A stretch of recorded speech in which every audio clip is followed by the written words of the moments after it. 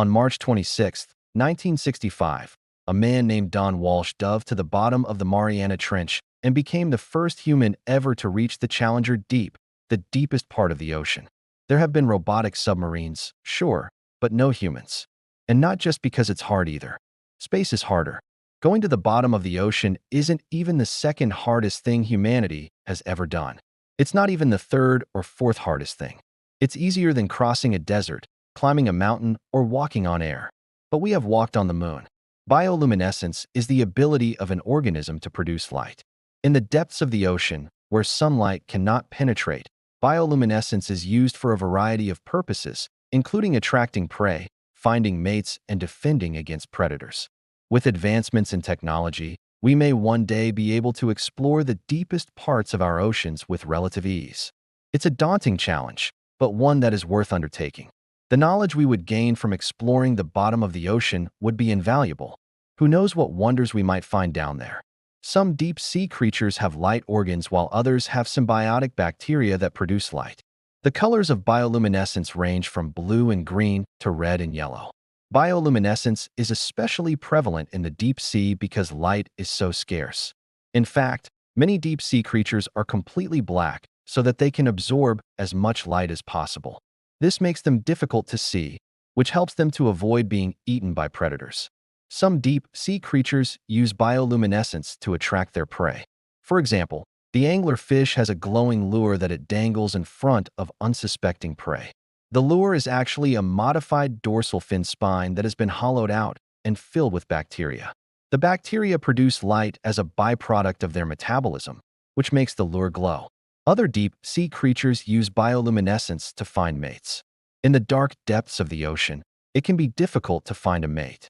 But some creatures have solved this problem by using bioluminescence as a form of advertising. For example, the hatchetfish has photophores, which are light-producing organs located on its underside. Don's bathyscaphe, the Trieste, was a small vessel that looked like a giant metal ball. The hatchetfish uses these organs to create a display of lights that can be seen from great distances. This display helps the hatchetfish to attract mates. It was an incredible feat in the deep sea. The sounds of the abyssal zone are eerie and unsettling. The crushing pressure and frigid temperatures create a cacophony of groans and moans. And then there are the creatures of the deep.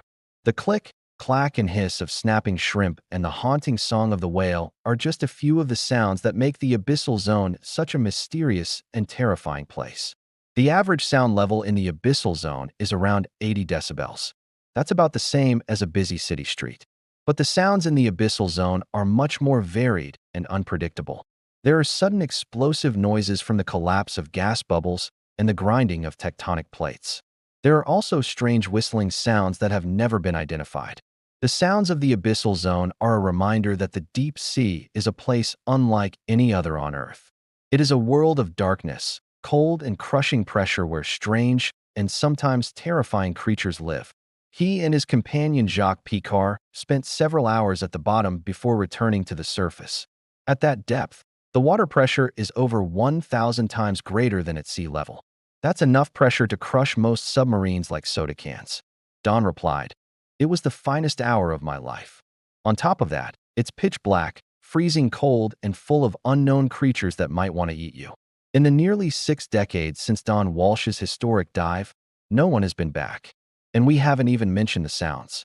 When asked how it felt to reach the bottom of the ocean, he described the experience as deeply humbling and said, "You develop a tremendous respect for nature when you see how small and insignificant you are in the face of such grandeur." But here's the crazy thing. So why can't we explore the bottom of the ocean? The simplest answer is that no one really wants to go back down there. Not after what happened to the Titan. I'm kidding, of course. There's plenty of reasons why we don't go to the bottom of the ocean, reasons that have less to do with budget and more to do with physics. The deepest part of the Mariana Trench is almost 7 miles beneath the surface. That's deeper than the entire Pacific Northwest.